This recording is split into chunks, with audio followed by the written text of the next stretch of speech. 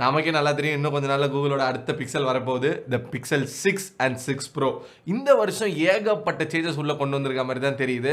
ஆனால் அதை பற்றி பேசுறதுக்கு முன்னாடி இந்த பிக்சலோட ஹிஸ்ட்ரி, அவங்களோட லைனப், இதெல்லாம் பற்றி நம்ம பேசியே ஆகணும்.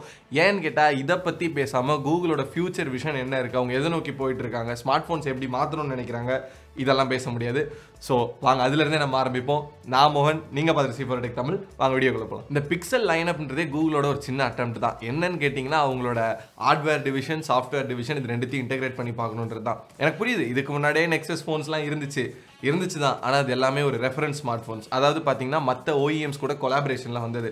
உதாரணத்துக்கு HTCயாக இருக்கலாம், LGயாக இருக்கலாம், சாம்சங்காக இருக்கலாம், ஓவாவாக இருக்கலாம், இல்லை மோட்டரோலாவாக இருக்கலாம். இந்த மாதிரி பிராண்ட்ஸ் கூட கொலாபரேட் பண்ணி தான் ஃபோன் கொண்டு வந்தாங்க. ஆனால் முதல் தடவை கூகுள்லேருந்து பிக்சல்னு டைரெக்டாக ஒரு ஃபோன் வருதுன்னு தெரிஞ்சப்போ எல்லாருக்குமே ஏகப்பட்ட எக்ஸ்பெக்டேஷன். ஆஃப்டர் ஆல் ஆண்ட்ராய்டே அவங்களுக்கு தானே, அவங்க அதில் என்ன சொதப்ப முடியும், ஹார்ட்வேராக இருக்கட்டும் சாஃப்ட்வேராக இருக்கட்டும் எல்லாமே வித்தியாசமாக இருக்கும், ரொம்ப நல்லா இருக்கும்னு எல்லாருமே எதிர்பார்த்தோம். அதில் கேள்வியே கிடையாது. அப்பவும் சரி இப்பவும் சரி பிக்சலில் எந்த பிரச்சனையுமே கிடையாது. ஆனால் ஒரு விஷயம் தான், இன்னைய தேதி வரைக்கும் பிக்சல் தரப்புலேருந்து கிரவுண்ட் பிரேக்கிங்காக ஒரு ஐடியா ஹார்ட்வேராக இருக்கட்டும் சாஃப்ட்வேராக இருக்கட்டும் நம்ம பார்க்கவே இல்லை. அதுதான் இங்கே பிரச்சனை. பிக்சல்னு வரையில் அதோட யூனிக் செல்லிங் பாயிண்ட் என்னவாக இருந்திருக்கு, ஸ்டாக் ஆண்ட்ராய்ட் ஸ்கின், ஆமாம், கண்டினியூட் அப்டேட் சைக்கிள், அப்டேட்டுக்கு பிரச்சனை இருக்காது, சுப்பீரியர் கேமரா ப்ராசஸிங், இது 3 தான். இன்னைய தேதி வரைக்கும் இதை தாண்டி பெருசாக என்ன இருக்குது, ஒன்றுமே இல்லையே. ஓவராலாக பார்த்தா இது எல்லாமே ஒரு சாஃப்ட்வேர் ஃபீச்சர் தான். கூகுள் அவங்களோட கேமரா அல்காரிதமில் எவ்வளோ கான்ஃபிடென்ட்டாக இருந்திருக்காங்கன்னா 4 ஜென்ரேஷனாக அவங்களோட பிரைமரி சென்சார்ஸ் அவங்க இன்னி வரைக்கும் அப்கிரேட் பண்ணல. அவ்வளோ கான்ஃபிடென்ட்டாக இருக்காங்க அவங்களோட சாஃப்ட்வேரில். இந்த பக்கம் பார்த்தா நம்ம ஆப்பிள் அவங்களோட புது ஹார்ட்வேர் சாஃப்ட்வேர்னு எல்லாத்தையும் கொண்டு வந்து அதை நல்லா ஃபைன் டியூன் பண்ணி இன்னைய தேதிக்கு பக்காவாக மாற்றி வச்சிருக்காங்க, எந்த பிரச்சனையும் இல்லாத அளவுக்கு. இப்போ கூகுளுக்கு இருக்க பிரச்சனையே இந்த மாதிரி அவங்களும் நிறைய டியூன் பண்ண வேண்டியது இருக்கு, நிறைய ஒர்க் அரவுண்ட் பண்ணி நிறைய மாற்றங்கள் கொண்டு வர வேண்டியதாக இருக்கு. இந்த இடத்துல தான் அந்த டென்சர் சிப் உள்ள வருது. என்னதான் கூகுளால் நல்ல சாஃப்ட்வேர் சப்போர்ட் கொடுக்க முடிஞ்சிருந்தாலும் சிபியூன்னு வரையில் அவங்க குவால்காமை டிபெண்ட் பண்ணி தான் இருக்க வேண்டியது.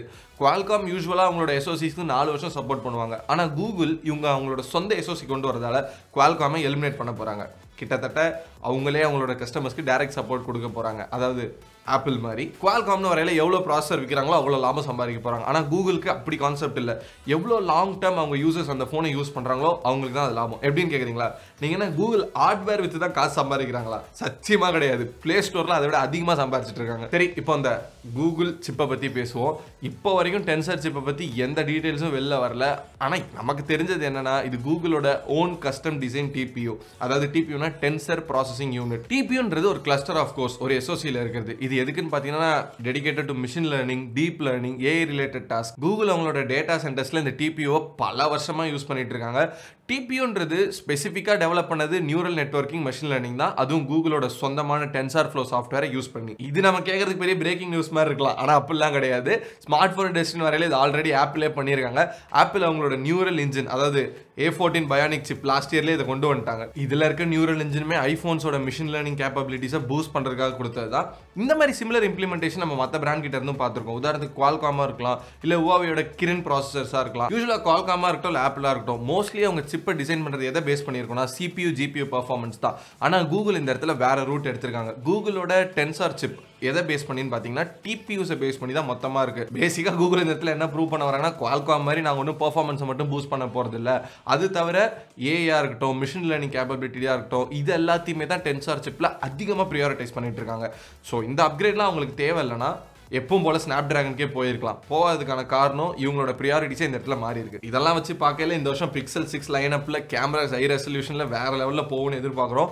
வெயிட் பண்ணி பார்ப்போம் எப்படி இருக்கும்னு. இதெல்லாம் தவிர்த்து பார்த்தா இந்த பிக்சல்ல ரொம்ப ஹைப் பண்ணிட்டு இருக்க சில விஷயங்கள் என்னன்னு கேட்டீங்கன்னா, இம்ப்ரூவ்ட் ஸ்பீச் ரெகக்னிஷன், காம்புடென்ஷியல் ஃபோட்டோகிராஃபி, அப்புறம் இந்த இமேஜ் ரெகக்னிஷன். அது மட்டும் இல்லாமல் இந்த மேஜிக் எரேசர் ஃபீச்சர்னு ஒன்று கொண்டு வந்திருக்காங்க. உதாரணத்துக்கு இப்போ உங்கள் கேமரா ஆப்பில் நீங்கள் ஒரு ஃபோட்டோ எடுத்துட்டீங்க, அந்த ஃபோட்டோவில் தேவையில்லாத டிஸ்ட்ராக்டிங்கான அன்வான்ட் எலமெண்ட்ஸை ரிமூவ் பண்ணணும்னா ஈஸியாக பண்ணலாம். யூஸ்வலாக நல்ல ஃபோட்டோஷாப் ஸ்கில் தெரிஞ்சவங்க தான் இதெல்லாம் பண்ண முடியும். ஆனால் இப்போ என்ன சொல்கிறாங்கன்னா, நீங்கள் ஃபோனில் ஒரு சிங்கிள் டேப்லேயே இதை பண்ணலாம், பெரிய வேலை கிடையாதுன்றாங்க. இதோட அக்யூரசி யூஸ் பண்ணி பார்க்காம எங்களால் சொல்ல முடியாது. ஸோ வந்ததுக்கப்புறம் எப்படி இருக்குன்னு டெஸ்ட் பண்ணி பார்த்துட்டு கண்டிப்பாக சொல்லுவோம். இதுலேருந்தே தெரியுது கூகுள் எதுக்கு அந்த மெஷின் லேர்னிங் கோர்ஸ் இவ்வளோ ப்ரியாரிட்டைஸ் பண்ணிட்டு இருக்காங்கன்னு. கூகுள் கிட்ட இருக்க வாஸ்ட் லைப்ரரி ஆஃப் இமேஜஸாக இருக்கட்டும் இல்லை டேட்டாவாக இருக்கட்டும், இதெல்லாம் ப்ராசஸ் பண்ணி அவங்க சர்வரில் ஸ்டோர் பண்ணி வச்சிருக்கிறது டென்சார் கோர்ஸ் யூஸ் பண்ணி தான். ஸோ அவங்க சொல்கிற இந்த சில விஷயங்கள்லாம் இமேஜின் பண்ணி பார்க்க நல்லா இருக்குது. ஆனால் ப்ராசஸிங்கில் எப்படி வரும் அப்படிங்கிறது தெரியல. அதுவும் ஒரு ஹேண்டில் டிவைஸில் அதுக்காக இது ஒரு பவர்ஃபுல் சிப்பு தான், இதுதான் இருக்கிறதுலே பவர்ஃபுல் அப்படின்னு நான் சொல்ல வரல. அதுக்கு எந்த பேஸும் இப்போ வரைக்கும் கிடையாது. ஆனால் எப்பவும் வர CPU GPU ப்ராசஸிங் மாதிரி இல்லாமல் இந்த TPU டெக் கூகுளோட சர்வர் இம்ப்ளிமெண்டேஷன்லேருந்து பாரோ பண்ணியிருக்காங்க. ஸோ இது கொஞ்சம் நல்லா இருக்கும்ன்றதுல ஒரு சின்ன நம்பிக்கை இருக்க தான் செய்யுது. சரி, டென்சார் சிப் அவ்வளோதானே, அதை பற்றி எல்லாம் பேசியாச்சா? அது மட்டும் இல்லை, கூகுள் அவங்களோட மாடிஃபைன் வெர்ஷன் ஆஃப் சிப்ஸும் வெளில கொண்டு வராங்க. எதுக்குன்னு கேட்குறீங்களா? அவங்களோட கனெக்டட் ப்ராடக்ட்ஸில் ஒரு நல்ல இன்டெகிரேஷனுக்கு யூஸ் பண்ணுறது தான். நம்ம ஆப்பிள் பண்ணாங்களே அதே மாதிரி தான். அந்த A13 பயோனிக் சிப் அப்படியே லைட்டாக டவுன் ஸ்கேல் பண்ணி அந்த iWatchல போட்டதாக இருக்கட்டும், இல்லை A14 பயோனிக்கை லைட்டாக அப் ஸ்கேல் பண்ணி இப்போ M1 மொபைல் சிப்லாம் ட்ரை பண்ணிட்டு இருக்காங்க. கூகுளும் கிட்டத்தட்ட அதே ரூட்டை எடுக்கிற மாதிரி தான் தெரியுது. ஆல்ரெடி கூகுள் கிட்ட நல்ல லைனப் ஆஃப் கனெக்டட் டிவைசஸ் இருக்கு. ஸோ கூகுள் இதை பக்காவாக பண்ணி எல்லா ஹார்ட்வேரும் கொண்டு போய் அந்த ஹோம்மேட் SoC யூஸ் பண்ணாங்கனாலும் ஆச்சரியப்படுறதுக்கு இல்லை. ஸோ இதெல்லாம் எங்கே போய் நிற்குதுன்னு தெரியுதா? ஈகோ சிஸ்டம், அந்த ஆப்பிள் சொல்கிற ஈகோ சிஸ்டம், அங்கே தான் இதுவும் வரப்போகுது. எனக்கு தெரிஞ்சு கூகுள் இது ஒரு பெரிய லார்ஜ் ஸ்கேலில் பண்ணி நல்ல இன்டெகிரேஷன், அதாவது எக்ஸிஸ்டிங் ஹார்ட்வேர் கூட கொண்டு வந்தாங்கன்னா சூப்பராக இருக்கும். எனக்கு புரியுது இதெல்லாம் நடக்கலாம் அப்படின்னு தான் நான் பேசிகிட்டு இருக்கேன், கொஞ்சம் ஓவராக எக்ஸைட் ஆகி. பட் நடந்தால் நல்லா தான் இருக்கும். வேர்ல்டு வைட் பார்த்தா இந்த மாதிரி கேம் சேஞ்சரான கம்பெனிஸ்ன்னு பெருசாக அதிகமாக இல்லை. ஆப்பிள், கூகுள் இந்த மாதிரி கம்பெனிஸ் கிட்ட தான் நிறைய பவர் இருக்குது புதுசாக எதை கண்டுபிடிக்க. ஸோ இந்த தடவை அவங்களோட ஸ்மார்ட் பொட்டன்ஷியலை யூஸ் பண்ணி என்ன கொண்டு வர போகிறாங்கன்னு வெயிட் பண்ணி பார்ப்போமே. ஸோ இதோட இந்த வீடியோட எண்டுக்கு வந்துட்டோம். இந்த வீடியோ உங்களுக்கு இன்ஃபர்மேட்டிவாக இருந்திருக்கும் நான் நம்புகிறேன். நீங்கள் என்ன நினைக்கிறீங்க? உங்கள் கருத்தை கமெண்ட்ஸில் சொல்லுங்கள். வழக்கம் போல் கமெண்ட்ஸில் பேசலாம். அடுத்த வீடியோவில் சந்திக்கிற வரைக்கும் நான் மோகன், நீங்கள் பார்த்துன C4 டெக் தமிழ்.